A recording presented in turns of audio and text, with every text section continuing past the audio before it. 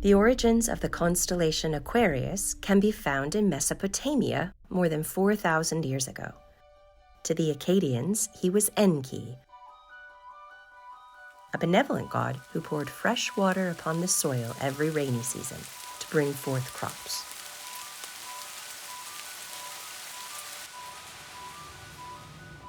Over a slow process of many millennia, the zodiac constellations were adopted in Greece.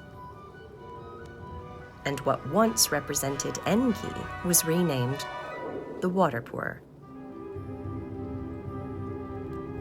a youth most commonly associated with Ganymedes. Young Ganymedes was exceptionally attractive. He was carried off by Zeus's eagle Aquila to be the lover of the god and to serve as the wine pourer to the Olympians.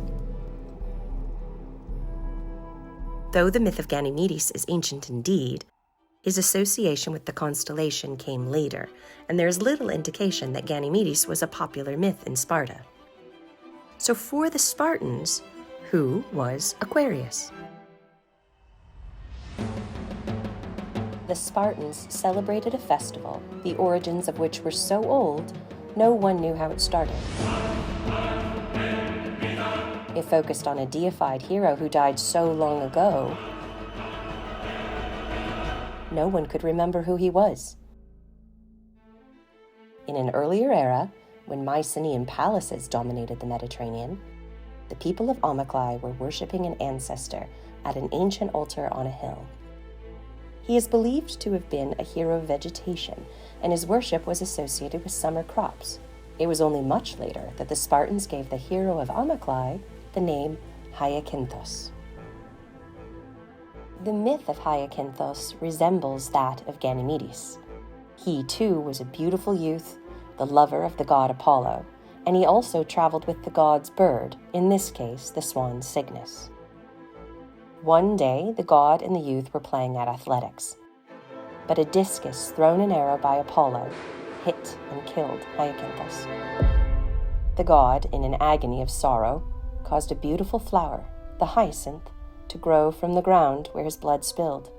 Standing over the youth's tomb, on the hill of Amyclae, was a colossal statue of Apollo, and it was here, at the tomb, that the Spartans celebrated their festival. The festival was named the Hyacinthia after the young hero, and it was a chance to show off what it meant to be a Spartan. They celebrated with athletics and mock combat. Even the women raced chariots. They competed in military-style dancing, and they chanted poems about the twin Spartan heroes, Castor and Polygeukes.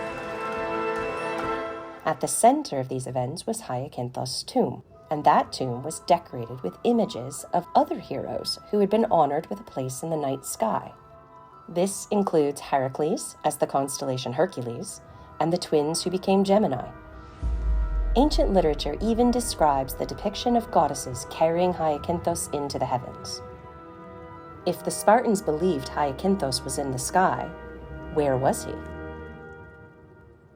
When night fell over the nocturnal festival of the Hyacinthia, Delphinus the dolphin, a symbol of Apollo, and his swan Cygnus, which carried the youth, are just rising over the Parnon Mountains in the east, followed very closely by Aquarius.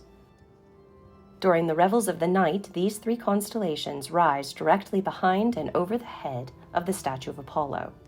Just before sunrise, the culmination of the festival, the constellation Gemini, the embodiment of the Spartan twins, crosses the eastern horizon and appears to look west. And on the western horizon, with the face of the god looking on, the constellations of Aquarius, Delphinus, and Cygnus appear to rest on the sacred mountains of Taygetos. Now, if the ancient Spartans made any record of where they believed Hyacinthos rests in the night sky, it has not been found. For now, we can only speculate. But it would indeed be emblematic of the myth of Apollo and Hyacinthos if the swan, which carried the youth to the god in life, continued to lead him across the sky to stand face to face with the god in immortality.